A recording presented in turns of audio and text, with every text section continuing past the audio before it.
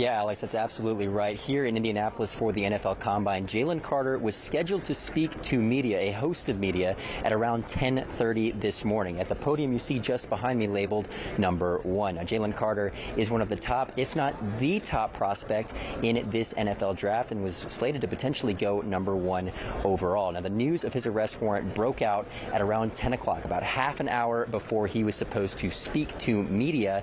At that point, players were paused from coming out here, presumably being briefed on the situation. But when players did finally come out at around 10:30, that podium was noticeably empty and Jalen Carter was not speaking. But before then, there were other Georgia players speaking at the podium, among them Robert Beal and Nolan Smith. And Nolan Smith did speak about Jalen Carter. This was before the announcement of his arrest warrant had been made, and he talked about the teammate that Jalen Carter is.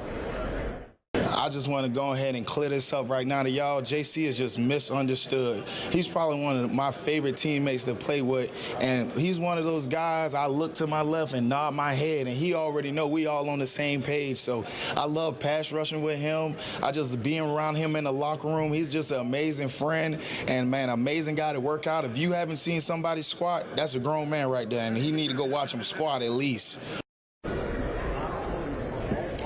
Now, again, reiterating, Nolan Smith did speak before the announcement of that arrest warrant, so that knowledge was not made public as of yet. Now, in regards to Jalen Carter, there has not been any announcements about him as of yet out here.